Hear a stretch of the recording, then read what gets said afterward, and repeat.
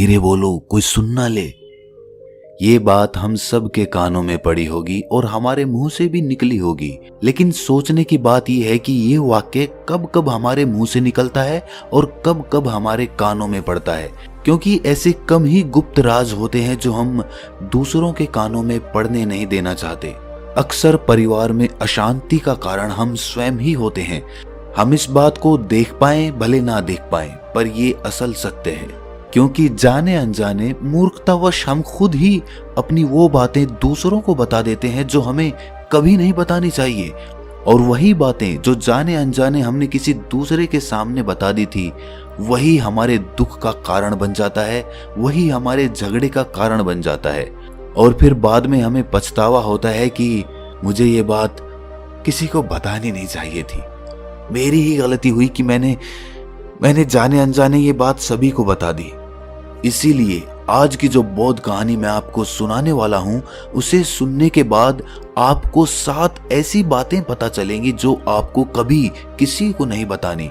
ये जो 7 बातें हैं जो आपको किसी को नहीं बतानी, क्यों नहीं बतानी, इसके पीछे का तर्क भी मैं आपको दूंगा। और इन 7 बातों के अलावा अगर आपको लगता है कि कोई बात ऐसी है जो मुझसे छूट गई या मैं नहीं बता पाया, तो कमेंट सेक्शन में जरूर बताना। इससे पहले कि आप इस बौद्ध कहानी में खो जाएं, इस चैनल को सब्सक्राइब जरूर कर लें। तो चलिए कहानी शुरू करते हैं। एक समय की बात है, एक नगर में रिंकू नाम का एक युवक रहता था। वो युवक बहुत गरीब था, कुछ पैसा नहीं था उसके पास। 2 वक्त की दाल रोटी भी बड़ी मुश्किल से उसको नसीब होती थी। किसी काम की तलाश में दिन रात खोज करने पर भी उसे कोई काम नहीं मिल रहा था। फिर एक दिन उसने अपनी पत्नी के सामने अपनी सारी समस्या बता दी। उसने अपनी पत्नी को कहा कि मैं जिस जगह भी काम मांगने के लिए जाता हूँ तो हर कोई मुझे ये कहकर काम नहीं देता कि हमारे यहाँ काम की जरूरत नहीं है। मैं काम की तलाश कर करके थक चुका हूँ। मुझे समझ नहीं आता कि मैं तुम लोगों का पेट कैसे भरूंगा, अपने बच्चों को कैसे पालूंगा, और ये चिंता मुझे दिन रात खाए जा रही है। ये सुनकर उसकी पत्नी ने कुछ सोचकर कहा कि तुम एक आदमी के पास एक बार ही काम मांगने के लिए जाते हो, और जब वो काम नहीं देता तो तुम दोबारा उसके पास जाते तक नहीं हो। अगर तुम्हें उनसे काम लेना है तो तुम्हें हमदर्दी जतानी होगी, तुम्हें उनसे हमदर्दी हासिल करनी होगी, अपनी गरीबी दिखानी होगी, ताकि वो लोग तुम्हारी मजबूरी समझकर तुम्हें काम पर रख लें। इसीलिए शर्म मत करो, उन्हें अपनी मजबूरी बताओ, अपनी गरीबी बताओ, और इसी उपाय से तुम काम पा सकते हो। ये बात रिंकू के मस्तिष्क में बैठ गई और अगले दिन काम मांगने के लिए वो उसी सेठ के पास जा पहुंचा जहां पर वो पिछले दिन काम मांगने के लिए गया था।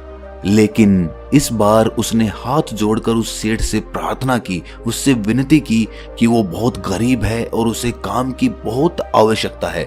वो जो कुछ भी उसे देंगे वो उसमें संतुष्ट हो जाएगा, पर कृपया करके मुझे अपने यहाँ काम पर रख ले। उसकी ये हालत देखकर उस सेठ ने उसे अपने यहाँ काम पर रख लिया।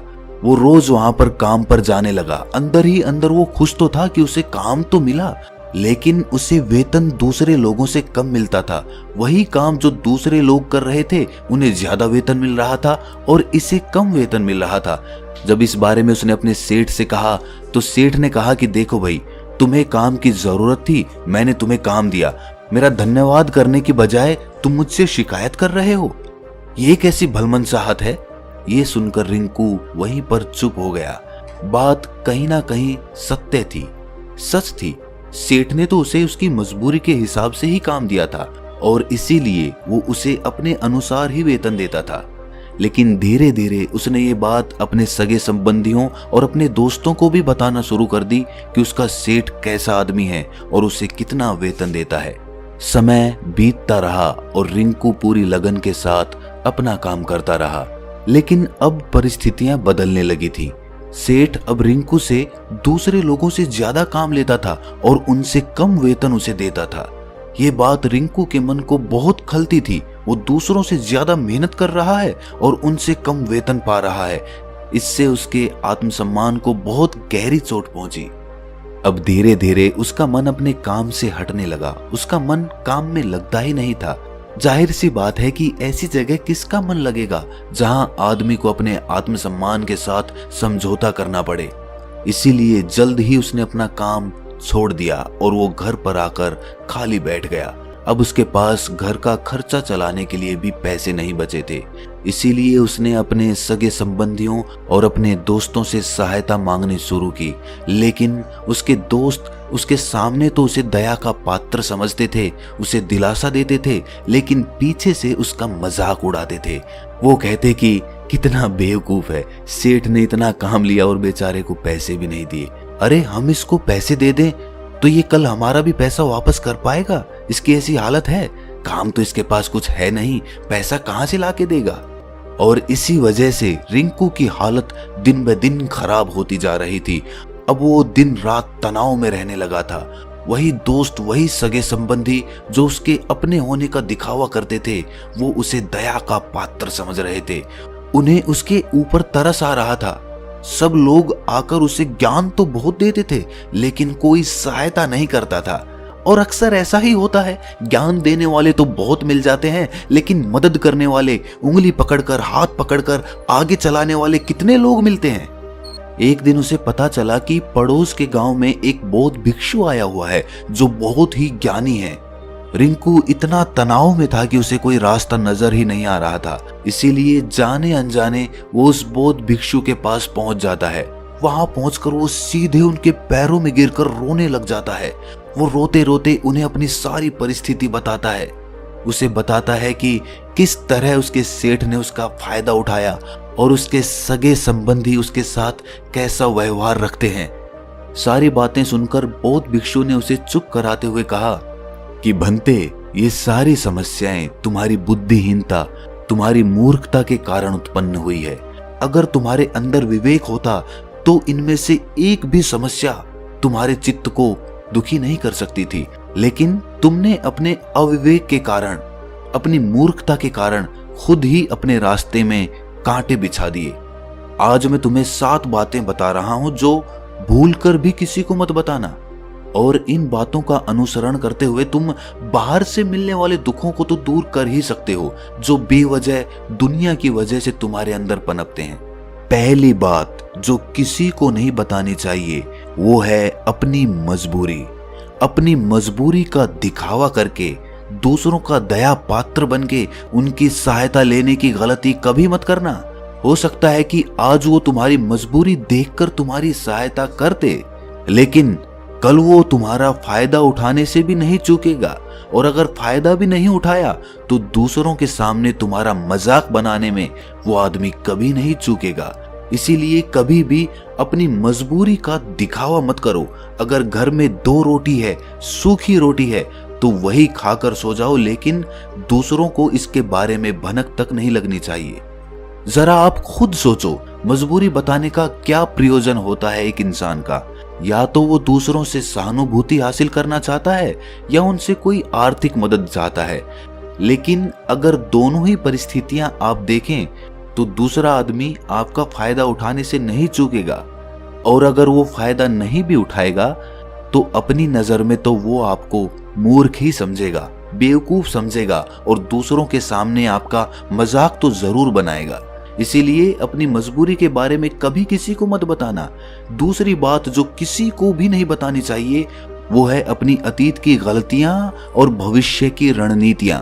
जरा सोचो कि अगर हम अपने अतीत की गलतियां किसी दूसरे को बताते हैं तो उसका क्या प्रभाव होगा। वो गलतियां ठीक तो नहीं की जा सकती, जाहिर है, तो उन्हें बताने का क्या प्रयोजन रह जाता है।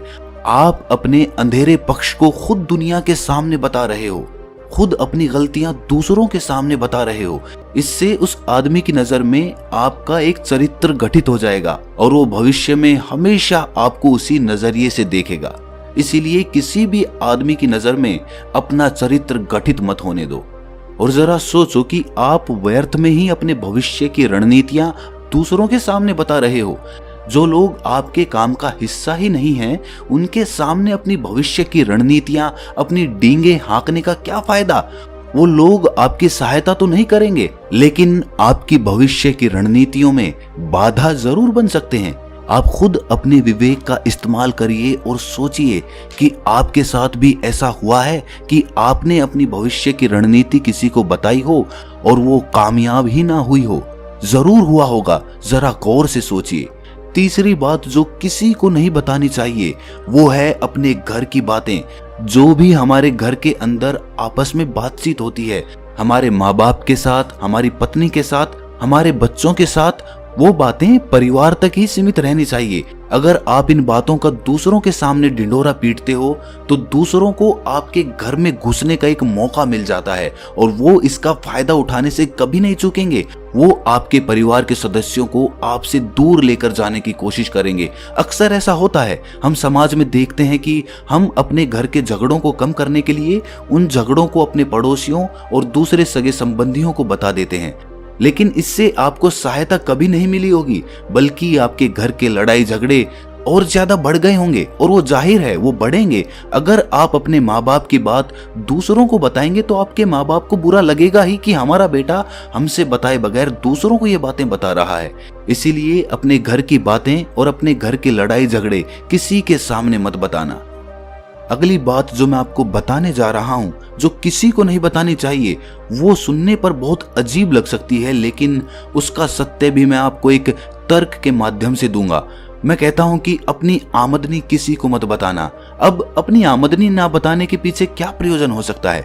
जरा सोचिए कि आप अपनी आमदनी अपने दोस्तों को बता देते हैं, तो जब आपके दोस्तों को जरूरत पड़ेगी तो वो सिर्फ आपको ही याद करेंगे, क्योंकि उनको पता है कि अगर आपकी आमदनी ज्यादा अच्छी है तो आप ही उनकी मदद कर सकते हैं और इसीलिए ज्यादा लोग आपसे सहायता मांगेंगे। और जब आप उनकी सहायता नहीं करेंगे तो वो सोचेंगे कि इस आदमी के पास पैसे हैं, मेरी सहायता कर सकता है, लेकिन ये सहायता कर नहीं रहा है।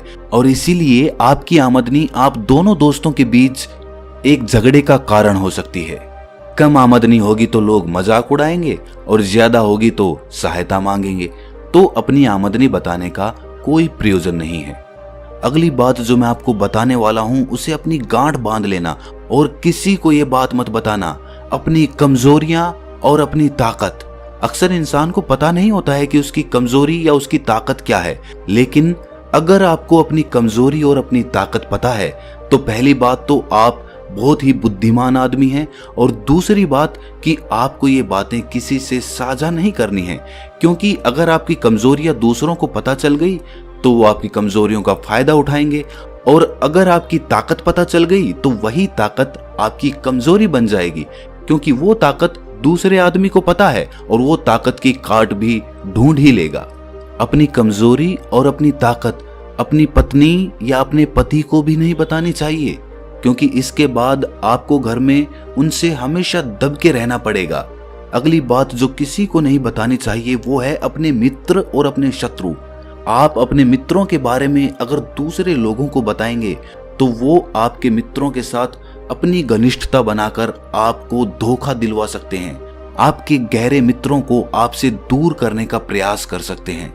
अक्सर आम आदमी ऐसा नहीं करता, लेकिन आपके दुश्मन ऐसा करने की कोशिश कर सकते हैं। और दूसरी तरफ आपके शत्रु का भी किसी को नहीं पता लगना चाहिए, क्योंकि आज जो आपका मित्र है अगर कल वो आपका दुश्मन हो गया तो वो आपके दुश्मन के साथ ही मिलकर आपको परास्त कर सकता है, आपको धोखा दे सकता है। इसीलिए अपने सबसे अच्छे दोस्तों को भी अपने दुश्मन के बारे में कभी मत बताना।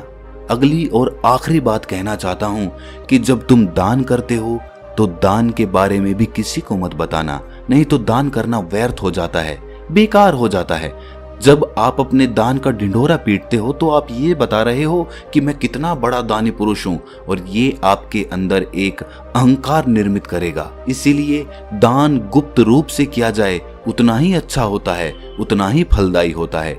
जब आपका बायां हाथ दान कर रहा हो तो दाएं हाथ को भी ना पता चले कि बायां हाथ दान कर रहा है। ये 7 बातें जो बौद्ध भिक्षु ने रिंकू को बताई, इनमें संसार के सभी सिद्धांत छिपे हुए हैं। इन बातों का अनुसरण करते हुए आप अपने घर में सुख शांति बना सकते हैं और घर के झगड़े हमेशा के लिए दूर कर सकते हैं। आप इन बातों के बारे में अपने विवेक से भी सोचेंगे तो आपको ये बातें सच मालूम पड़ेंगी और हमारा कहानी सुनाने का मकसद यही है कि आपका विवेक जागृत हो, आप खुद उन बातों के बारे में सोचें जो हम आपको बता रहे हैं, और अगर हम गलत हैं तो आप कमेंट सेक्शन में वो बात जरूर बताएं जिस पर हम गलत हैं। और इनके अलावा भी अगर आप कुछ जानते हैं तो उन बातों को भी कमेंट सेक्शन में जरूर डालें। तो दोस्तों, कैसी लगी आपको ये कहानी कमेंट सेक्शन में जरूर बताना, और अच्छी लगी तो इस चैनल को सब्सक्राइब जरूर कर लेना।